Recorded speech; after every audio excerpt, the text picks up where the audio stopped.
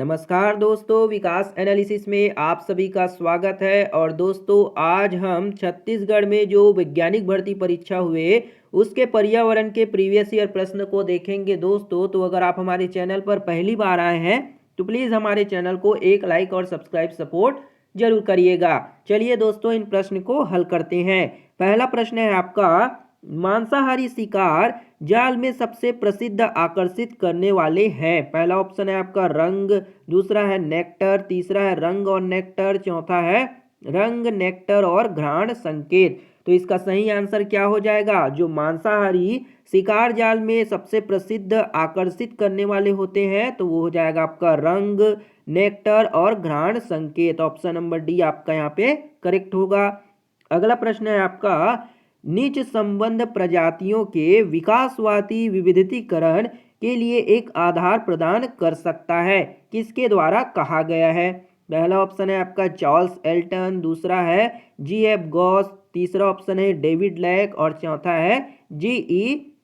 Hutchison के द्वारा। तो इसका सही आंसर क्या हो जाएगा? जो विविधीकरण है उसका आधार जो है विकासवादी को प्रदान किया गया। तो यह कथन किसने कहा है? तो यह कहा है आपका डेविड लैक ने। ऑप्शन नंबर सी यहाँ पे आपका करेक्ट हो जाएगा। अगला प्रश्न है आपका, ताजे पानी के किस पारिस्थितिक तंत्र में पानी जो है स्थिर है? पहला ऑप्शन है स्ट्रीम, दूसरा है टैंक, तीसरा है महासागर, चौथा है आपका नदियां। तो ताजे पानी के किस पारिस्थितिक तंत्र में पानी जो होगा आपका स्थिर होगा? तो वो हो जाएगा आपका tank. Option number B tank जो होगा करेक्ट आंसर हो जाएगा।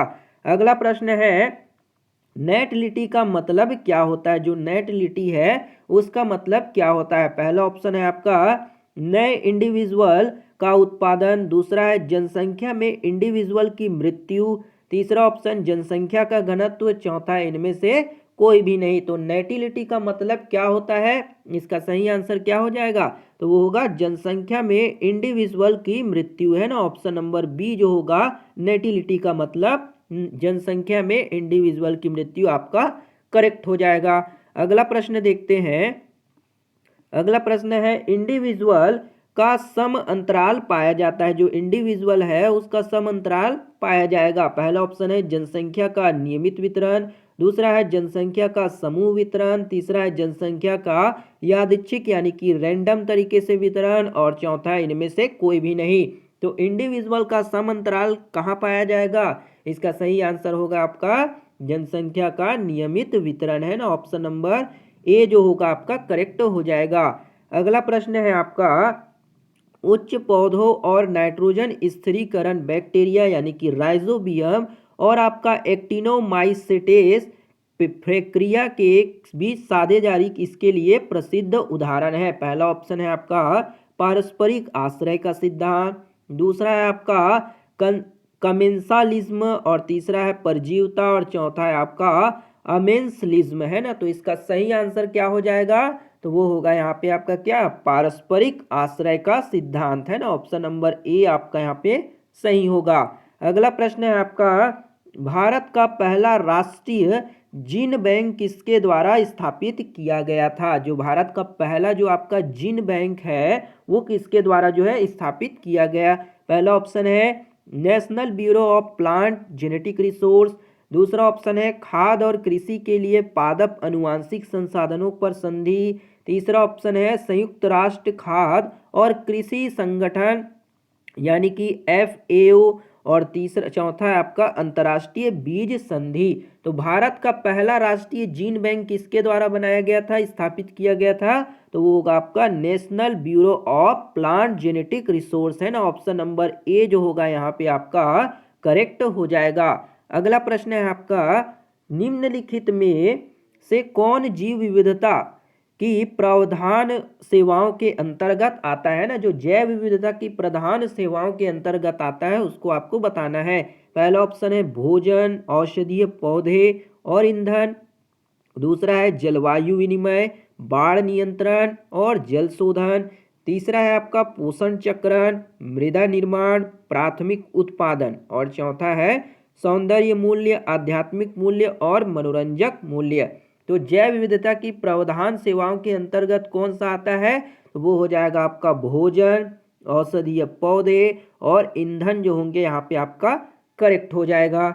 अगला प्रश्न है आपका, जैव भौगोलिक वर्गीकरण किसके द्वारा जो है किया गया था? पहला ऑप्शन है आपका रोजर्स द्वारा 1988 में, दूसरा ऑप्शन है पवार द्वारा 1989 में, और तीसरा है आपका रॉजर्स और पवार द्वारा 1988 में, चौथा ऑप्शन है डब्ल्यू जी रोजर द्वारा 1990 में। तो जैव भौगोलिक वर्गीकरण किसके द्वारा किया गया था? इसका सही आंसर क्या हो जाएगा? तो वो होगा यहाँ पे आपका क्या, रॉजर्स और पवार द्वारा 1988 में किया गया था। तो ऑप्शन नंबर सी जो होगा यहाँ पे आपका करेक्ट हो जाएगा। अगला प्रश्न है आपका, निम्नलिखित में से कौन सा कथन सही है? जो कथन सही होगा वो आपको बताना है। पहला ऑप्शन है बीज परभक्षी बीज उत्पादन का 10 से 100% उपभोग करते हैं। दूसरा है शाकाहारी पोषक तत्व सामग्री के आधार पर पौधों की सामग्री का चयन करते हैं। तीसरा ऑप्शन है स्थलीय पारितंत्र की जमीन के ऊपर की शुद्ध प्राथमिक उत्पादकता का औसतन कम से कम 10% शाकाहारियों को चराने द्वारा उपभोग किया जाता है। तो इनमें से जो आपका सही कथन होगा वो आपको बताना है। तो यहाँ पे आपका जो सभी कथन है, ये सारों जो आपके दिए गए कथन है, तीनों कथन सही हो जाएंगे, यानी कि ऑप्शन ए आपका यहाँ पे करेक्ट होगा। अगला प्रश्न देखते हैं, विज्ञान और पर्यावरण केंद्र स्थित है। विज्ञान और जो पर्यावरण है उसका सेंटर जो है कहाँ पे लोकेटेड किया गया है? पहला ऑप्शन है नई दिल्ली, दूसरा है चेन्नई, तीसरा है अहमदाबाद, चौथा है आपका मुंबई। तो विज्ञान और पर्यावरण का केंद्र कहाँ पे है? तो इसका सही आंसर हो जाएगा नई दिल्ली, है ना, ऑप्शन नंबर ए नई दिल्ली आपका यहाँ पे करेक्ट हो जाएगा। अगला प्रश्न है आपका, एसोसिएशन जिसमें या तो दोनों जीव को लाभ होता है या केवल एक को नुकसान होता है या दोनों को नुकसान होता है, उसे हम क्या कहेंगे? पहला ऑप्शन है आपका इंटर स्पेसिफिक एसोसिएशन, दूसरा है आपका इंट्रा स्पेसिफिक एसोसिएशन, तीसरा ऑप्शन है आपका इंट्रा स्पेसिफिक संबंध या रिलेशनशिप, चौथा है आपका इनमें से कोई भी नहीं। तो क्या हो जाएगा इसका सही आंसर? तो वो होगा आपका यहाँ पे इंटर स्पेसिफिक एसोसिएशन, है ना, ऑप्शन नंबर ए जो होगा यहाँ पे आपका करेक्ट हो जाएगा। अगला प्रश्न देखते हैं, अन्य प्रजातियों के संबंध में एक समुदाय में प्रजातियों की स्थिति को कहा जाता है। जो अन्य प्रजाति के संबंध में एक समुदाय में प्रजातियों की स्थिति को क्या कहा जाएगा? पहला ऑप्शन है आपका प्राकृतिक वास, दूसरा है निज, तीसरा है पारिस्थितिक तंत्र, चौथा है आपका पारिस्थितिकी। तो क्या कहा जाएगा? इसका सही आंसर क्या होगा? तो वो हो जाएगा आपका निच कहा जाएगा, है ना, ऑप्शन नंबर बी जो होगा यहाँ पे आपका करेक्ट हो जाएगा। अगला प्रश्न है आपका, मौलिक नीच वह हिस्सा जो एक प्रजाति वास्तव में प्राकृतिक समुदाय में रहती है उसे कहा जाता है। पहला ऑप्शन है आंशिक नीज, दूसरा है रियलाइज्ड नीज, तीसरा ऑप्शन है हाइपर वॉल्यूम नीज, और चौथा है आपका स्थानिक नीज। तो इसे क्या कहा जाएगा? इसका सही आंसर क्या होगा? तो वो हो जाएगा आपका रियलाइज्ड नीज, है ना, ऑप्शन नंबर बी जो होगा यहाँ पे आपका करेक्ट हो जाएगा। अगला प्रश्न है आपका, के चयन के उत्तरदायित्व उत्तर जीविता, है ना, जो के चयन के जो उत्तर जीविता वक्रों का एक प्रकार है। पहला ऑप्शन है आपका टाइप 1, दूसरा है टाइप 2, तीसरा है टाइप 3, चौथा है कोई भी नहीं। तो के चयन के जो उत्तर जीविता का वक्र है, जो कर्व है, उसका प्रकार कैसा है? तो इसका सही आंसर क्या हो जाएगा? टाइप 1 के प्रकार का है। तो ऑप्शन ए आपका यहाँ पे करेक्ट हो जाएगा। अगला प्रश्न है आपका, प्राकृतिक जल में आमतौर पर होते हैं, जो आपका प्राकृतिक जल है, नेचुरल वाटर है, उसमें आमतौर पर क्या होते हैं? पहला ऑप्शन है sodium plus ion, potassium plus ion, magnesium 2 plus ion, और दूसरा है chlorine minus ion, NO3 minus ion, तीसरा ऑप्शन है कार्बोनेट माइनस आयन, और चौथा तीसरा में दिया है बाई कार्बोनेट आयन, और चौथा है आपका सभी। तो इसका सही आंसर क्या हो जाएगा? जो प्राकृतिक जल में आमतौर पर ये सभी आयन जो है घुले हुए होते हैं ना, आयन के फॉर्म में होते हैं। तो ऑप्शन डी आपका यहाँ पे करेक्ट हो जाएगा। अगला प्रश्न है, पारिस्थितिक तंत्र शब्द का प्रस्ताव देने वाले वैज्ञानिक थे। जो पारिस्थितिक तंत्र शब्द है इसका प्रस्ताव देने वाले वैज्ञानिक जो थे वो कहाँ से थे, है ना। पहला ऑप्शन है आपका फ्रेंच थे, दूसरा है ब्रिटिश थे, तीसरा है जर्मन थे, चौथा है आपका अमेरिकन थे। तो कौन कौन थे वो? तो वो थे आपके ब्रिटिश थे, है ना, ब्रिटिश से थे। तो ऑप्शन नंबर बी यहाँ पे ब्रिटिश करेक्ट हो जाएगा। अगला प्रश्न देखते हैं। अगला प्रश्न है आपका, लोटका वोल्टेरा समीकरण के लिए निम्नलिखित में से कौन सा सही है? जो लोटका वोल्टेरा समीकरण है उसके लिए आपको जो सही कथन होगा वो यहाँ पे आपको बताना है। पहला ऑप्शन है आपका, सजातीय वातावरण के तहत काम करता है। दूसरा है आपका, मॉडलिंग प्रतियोगिता एवं अन्य इंटरैक्शन के लिए उपयोगी किया जाता है। तो यहाँ पे आपको जो सही होगा वो आपको यहाँ पे बताना है। तो इसका सही आंसर क्या हो जाएगा? यहाँ पे बताया जा रहा है कि पहले कथन में सजातीय वातावरण के तहत काम करता है, ये आपका गलत कहा गया है। दूसरा, मॉडलिंग प्रतियोगिता और अन्य इंटरेक्शन के लिए उपयोग किया जाता है, ये भी आपका गलत है। यानी कि ऑप्शन नंबर सी जो होगा ये सही हो जाएगा। अगला प्रश्न है आपका यहाँ पे क्या, एक श्रेणी 10 10 10 यहाँ पे आपको एक श्रेणी दिया गया है का मानक विचलन निकालना है ना। यहाँ पे हमको मानक विचलन निकालना है। तो यहाँ पे आपको मैथ्स का प्रश्न पूछ दिया गया है। तो मानक विचलन क्या होता है? जो मानक विचलन होता है, मानक विचलन बराबर में होता है आपका अंडर रूट प्रसरण, है ना। अंडर रूट में क्या होता है? प्रसरण होता है ना। तो ये हो गया आपका प्रसरण। तो यही जो है हमको मानक विचलन पूछा गया है। तो चलिए इसको निकालते हैं। तो मानक विचलन निकालने के लिए सबसे पहले आपको माध्य निकालना पड़ेगा, है ना, यानी कि विचलन निकालना पड़ेगा। तो इसको सबको अगर आप जोड़ेंगे तो क्या हो गया, 10 और 10 20 30 40 और ये 50, यानी कि आपका जो विचलन हो गया वो कितना निकल के आ गया? विचलन यहाँ पे आपका 50 है ना, 50। और कितने नंबर है यहाँ पे आपके? 5 है। तो 5 से डिवाइड कर देंगे तो ये आपका निकल के आ गया कितना? 10 निकल के आ गया। अब अगर हमको यहाँ पे निकालना है प्रसरण, तो प्रसरण निकालने के लिए क्या करते हैं? प्रसरण निकालना है ना।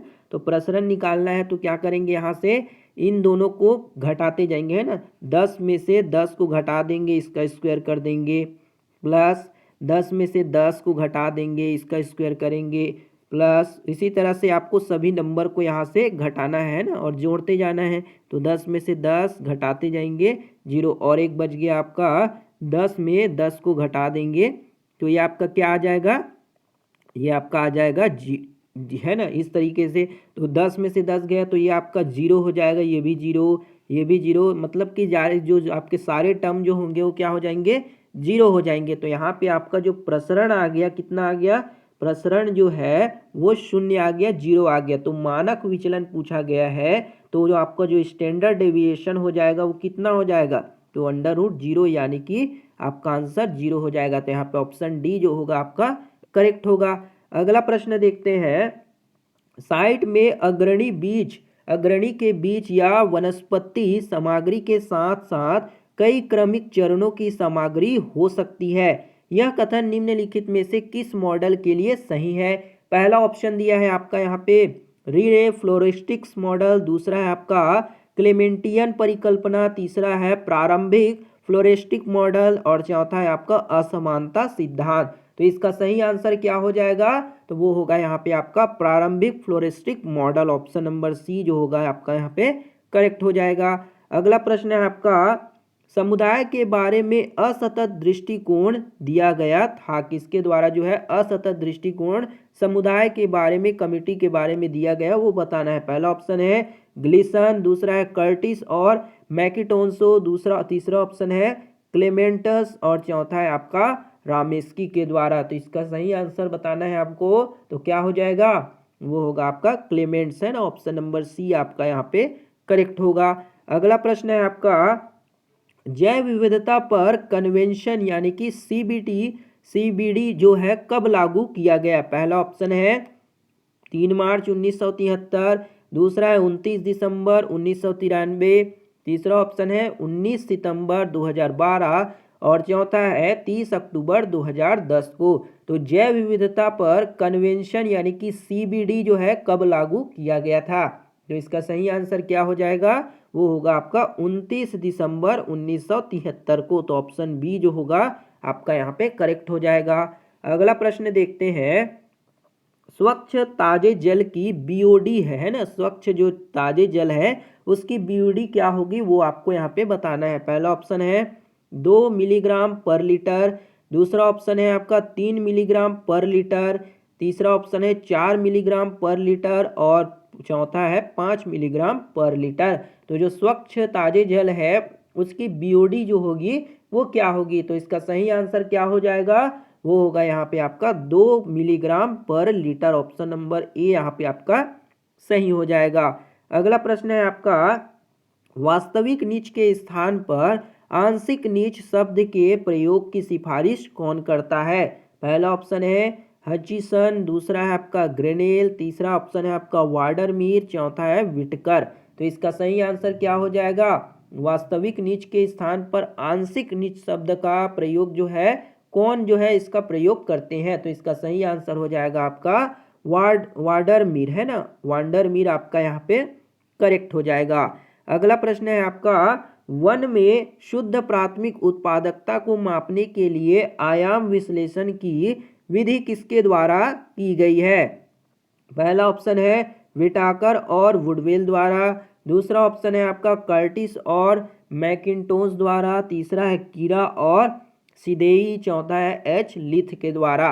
तो इसका सही आंसर क्या हो जाएगा, तो वो होगा यहाँ पे आपका विटाकर और वुडवेल द्वारा। तो ऑप्शन नंबर ए जो होगा करेक्ट हो जाएगा। अगला प्रश्न देखते हैं, जल प्रदूषण को रोकने और कम करने के लिए भारत सरकार ने वर्ष खाली स्थान में जल अधिनियम बनाया। कब जो है जल अधिनियम बनाया गया है, 1986, दूसरा ऑप्शन आपका 1971, तीसरा 1972, चौथा 1974 में। तो जल प्रदूषण को कम करने और रोकने के लिए भारत सरकार ने जल पर जो है अधिनियम कब बनाया गया था, प्रदूषण को रोकथाम और रोग नियंत्रण करने के लिए, तो वो हो जाएगा आपका 1974 में है ना। ऑप्शन नंबर डी जो होगा यहाँ पे आपका करेक्ट हो जाएगा।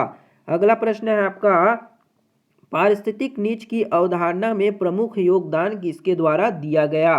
पहला ऑप्शन है आपका ग्लिसिन, एल्टन, विटाकर और हचिसन द्वारा, दूसरा ऑप्शन है सैनन, वीवर, समसन और आपका है प्यूले और गॉस के द्वारा, तीसरा ऑप्शन है गल्टन, गॉस, लैक और हचिसन के द्वारा, चौथा ऑप्शन है R Mishra, J S Singh, G S Puri और एल पी मल्ल द्वारा। तो पारिस्थितिक नीच की अवधारणा के प्रमुख योगदान किसके द्वारा किया गया है, तो इसका सही आंसर क्या हो जाएगा, तो वो होगा आपका यहाँ पे एल्टन, गॉस, लैक और हचिसन द्वारा। तो ऑप्शन सी आपका यहाँ पे करेक्ट हो जाएगा।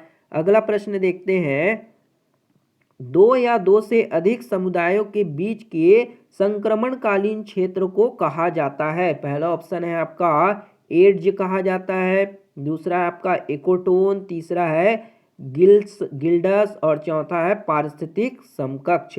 तो दो या दो से अधिक समुदायों के बीच के संक्रमणकालीन क्षेत्र को क्या कहा जाएगा, तो इसका सही आंसर होगा आपका यहाँ पे क्या, इकोटोन कहा जाता है। तो ऑप्शन बी इकोटोन यहाँ पे आपका सही होगा।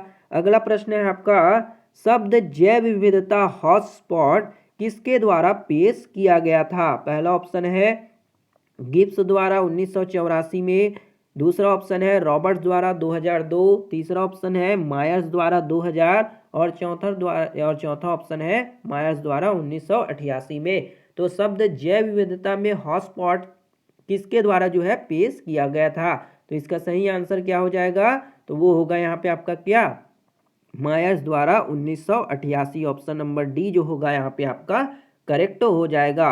अगला प्रश्न है आपका यहाँ पे, निम्नलिखित 7 दिवस के दूरभाष आंकड़े के आधार पर बहुलक होगा। यहाँ पे आपको यहाँ पे आंकड़े दिए गए हैं, डेटा दिए गए हैं, उसका आपको यहाँ पे बहुलक पूछा जा रहा है। तो बहुलक का मतलब क्या होता है, बहुलक यानी कि मोड, इसका मतलब क्या होता है, जो ज़्यादा बार रिपीट हो है ना, जो डिजिट जो है आपको ज़्यादा बार दिखे। तो यहाँ पे आप सबसे ज़्यादा क्या दिखाई दे रहा है, यहाँ पे 13 जो है 2 बार आया हुआ, तो यहाँ पे बहुलक क्या हो जाएगा, तो 13 आपका यहाँ पे बहुलक करेक्ट हो जाएगा।